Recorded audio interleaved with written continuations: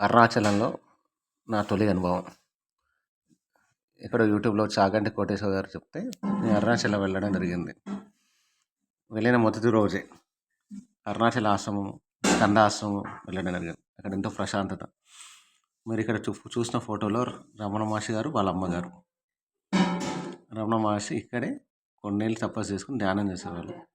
తనని కలవడానికి కొన్ని వేల మంది వచ్చేవాళ్ళని ఇక్కడ కథనం. ఇక్కడ నుంచి చూసే కిందకి అరుణాచలం యొక్క వ్యూ కనిపిస్తుంది. గోపురం ఇది అరుణాచలంలో పాతాళ లోకం దగ్గర ఉన్న రమణ మహర్షి ఫస్ట్ టైం వచ్చి తపస్సు చేసుకున్న ప్లేస్ ఇది. ఇక్కడ బొమ్మలో చూస్తుంది మీకు అరుణాచలం యొక్క రథయాత్ర సంబంధించి పెయింటింగ్.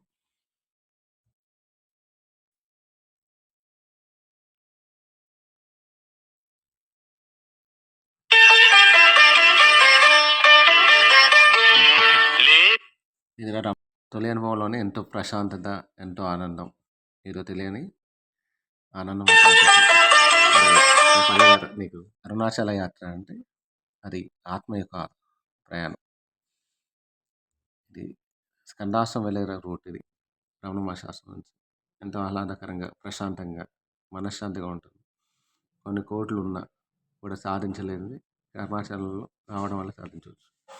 మీరు చూస్తున్నది ఇది మోక్ష మార్గం. కుబేరలింగాన్ని దాటిన తర్వాత ఎంతోమంది కుడివైపు మోక్ష మార్గం ఉంటుంది. ఈ మోక్ష మార్గానికి వెళ్ళే దారిలో 3 సార్లు మోక్షం చిన్న గుహ నుంచి రావడం వల్ల మోక్షం లభిస్తుందని ఇక్కడ ప్రసిద్ధి. మీరు కూడా ఎవరైనా మోక్ష మార్గానికి వెళ్ళిన వారైతే కామెంట్ చేయండి మీ యొక్క అనుభూతులు. మీరు కూడా అరుణాచలం యొక్క తొలి అనుభవాలని నచ్చితే లైక్ చేసి కామెంట్ చేయండి మీకు జరిగిన అనుభవం.